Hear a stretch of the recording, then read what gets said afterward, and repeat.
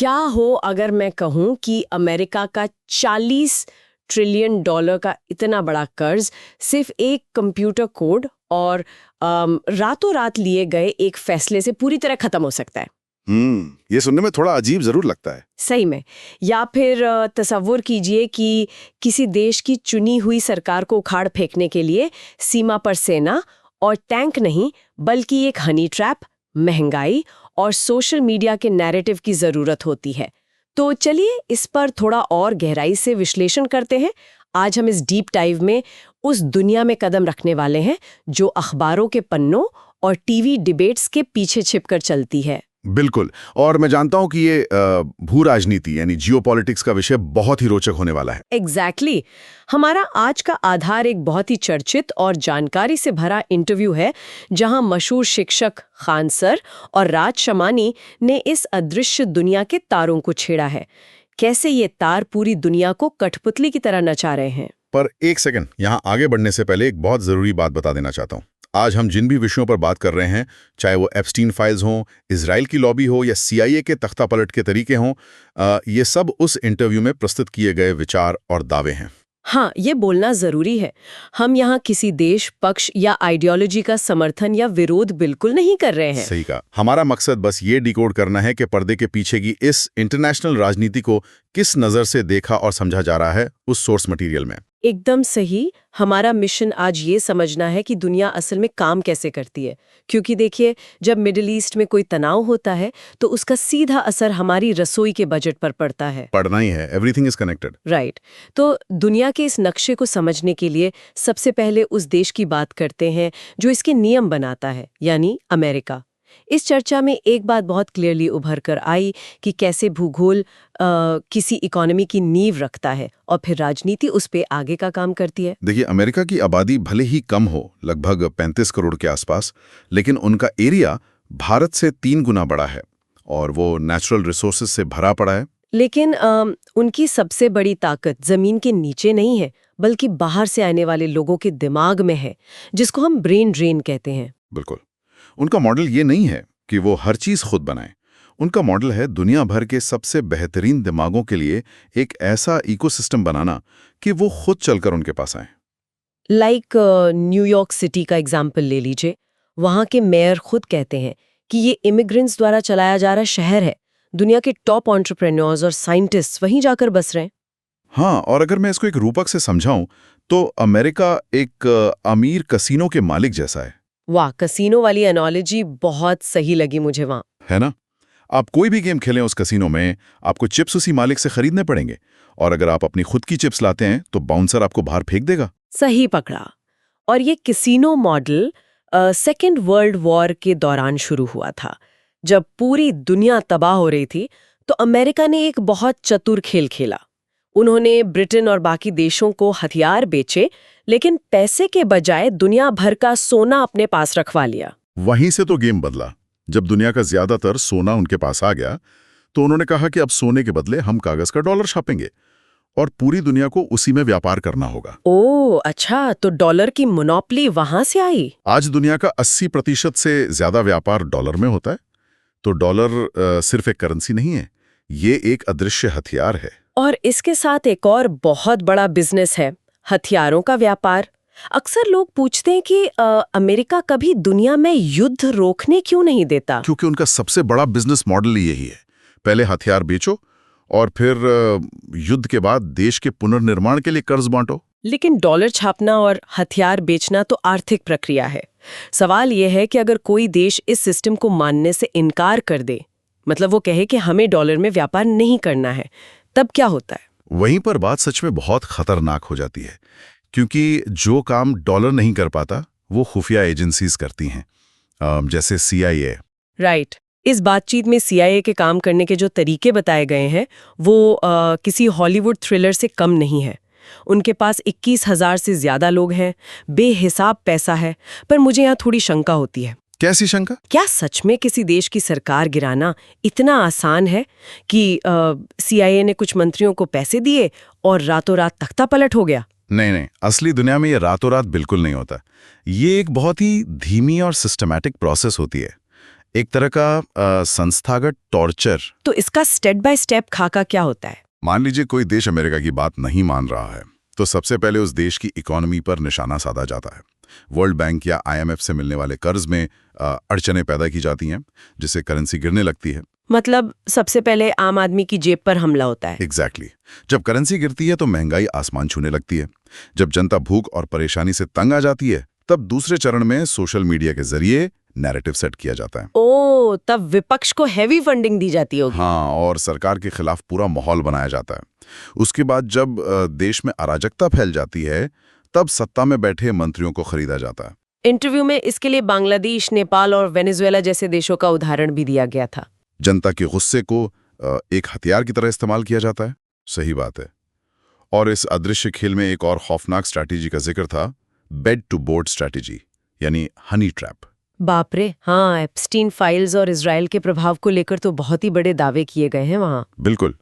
उसमें बताया गया है कि जेफरी एप्स्टीन नाम के व्यक्ति ने दुनिया भर के टॉप नेताओं और अमीरों को अपनी पार्टियों में बुलाकर उनके वीडियोस बनाई। ये तो ग्लोबल राजनीति में ब्लैकमेल का सबसे बड़ा एग्जाम्पल हो गया। अगर आपके पास किसी पावर वाले नेता का ऐसा वीडियो है तो आप उससे कोई भी फैसला अपने पक्ष में करवा सकते हैं। और वही दावा इजराइल की लॉबी के लिए भी किया गया है कि सिलिकॉन वैली और न्यूयॉर्क के रास्ते वो अमेरिका के बड़े फैसलों को कंट्रोल करते हैं। यहाँ तक कि ट्रंप जैसे नेता भी इस दबाव तंत्र से प्रभावित रहे हैं। ये सच में रोंगटे खड़े कर देने वाला है।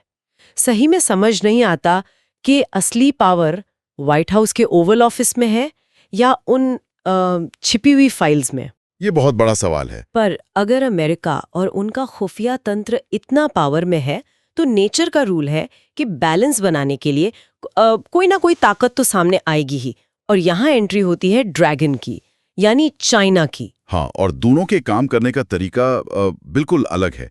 अमेरिका जहाँ कसीनो का वो मालिक है जो बहुत शोर मचाता है, वहीं चाइना उस शांत विद्यार्थी की तरह है जो चुपचाप बैठकर पूरा सिलेबस खत्म कर लेता है। सही कहा। इस खामोशी को बुद्धा की फिलॉसफी से भी जोड़ा गया था चर्चा में कि जब तक काम पूरा ना हो किसी को भनक भी मत लगने दो। चाइना कभी अपने मॉडल का ढिंडोरा नहीं पीटता। वो सिर्फ और सिर्फ अपनी मैन्युफैक्चरिंग पर फोकस करते हैं। टेस्ला की फैक्ट्री वाला एग्जाम्पल लीजिए, जो बहुत सटीक था। ओह हाँ, जिसको बनने में 54 महीने लगने थे, उन्होंने उसको सिर्फ 17 महीने में खड़ा कर दिया। ये स्पीड सच में डराती है। और ये स्पीड और खामोशी सिर्फ बिजनेस तक लिमिटेड नहीं है, ये उनकी सेना का भी हिस्सा है। जैसे ताइवान वाला मामला। ताइवान सिर्फ एक जमीन का टुकड़ा तो है नहीं, वो दुनिया का सबसे बड़ा सेमीकंडक्टर मार्केट है। अगर वो चाइना के पास चला गया तो दुनिया की आधी इलेक्ट्रॉनिक टेक्नोलॉजी उनकी मुट्ठी में होगी। बिल्कुल। और उसके लिए चाइना चुपचाप अपनी नेवी को बहुत स्ट्रॉन्ग कर रहा है। इंटरव्यू में इलेक्ट्रोमैग्नेटिक कैटापुल्ट टेक्निक का जिक्र आया था। ये टेक्नोलॉजी काम कैसे करती है, थोड़ा आसान भाषा में बताइए। देखिए, पहले दुनिया के एयरक्राफ्ट कैरियर्स भाप यानी स्टीम के प्रेशर से फाइटर जेट्स को लॉन्च करते थे। वो धीमा होता है, पर चाइना इलेक्ट्रोमैग्नेटिक कैटापुल्ट ले आया है जो एक जायंट मैग्नेटिक गुलेल की तरह काम करती है। ओह, जिससे बहुत भारी हथियारों वाले प्लेन बहुत तेजी से लॉन्च हो सकते हैं। एग्जैक्टली। और दावा ये है कि चाइना बस इस वेट में है कि अमेरिका मिडल ईस्ट में कहीं और उलझ जाए, और जैसे ही उनका ध्यान भटके चाइना ताइवान पर कब्जा कर ले। और चुनौती सिर्फ सेना के रूप में थोड़ी मिल रही है, आर्थिक रूप में भी है। मैं उस थ्योरी पर आना चाहती हूँ जिसने मेरे सच में होश उड़ा दिए थे, वो क्रिप्टो करेंसी वाली थ्योरी। हाँ, वो $40 ट्रिलियन के कर्ज वाली बात। बिल्कुल। चर्चा में ये जताया गया कि अमेरिका इस जाइंट कर्ज को खत्म करने के लिए डिजिटल दुनिया का यूज कर सकता है। पर ये काम कैसे करेगा? $40 ट्रिलियन कोई छोटा अमाउंट तो है नहीं। इसको स्टेप बाय स्टेप समझते हैं। थ्योरी ये कहती है कि अमेरिका चुपचाप दुनिया भर से हेवी मात्रा में क्रिप्टो करेंसी खरीद कर जमा कर रहा है। ओके। जब उनके पास एक बहुत बड़ा हिस्सा आ जाएगा तो वो अचानक एक दिन अनाउंस कर देंगे कि आज से हम अपना सारा इंटरनेशनल कर्ज इस पर्टिकुलर क्रिप्टो में चुकाएंगे। वाह! तो जैसे ही यूएस गवर्नमेंट ऐसा बोलेगी, उस क्रिप्टो की डिमांड पूरी दुनिया में आसमान छू लेगी। बिल्कुल। जो चीज पहले 10 रुपए की थी वो उनके सपोर्ट के बाद 1000 रुपए की हो जाएगी।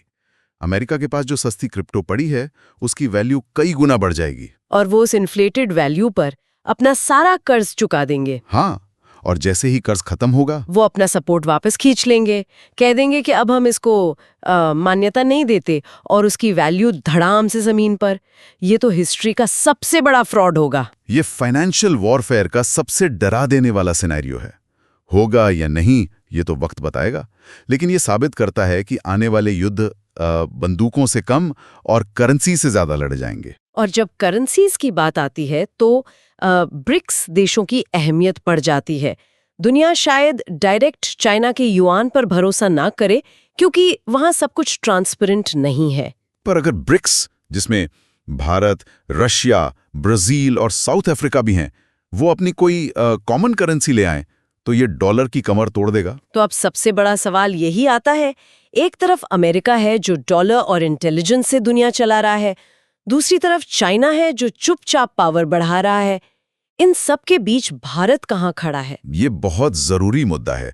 इंटरव्यू में कहा गया कि भारत को अक्सर न्यूट्रल रहना पड़ता है। हाँ, क्योंकि हम हथियारों के लिए अमेरिका और रशिया पर डिपेंड करते हैं, तेल के लिए अरब पर और रॉ मटेरियल्स के लिए चाइना पर।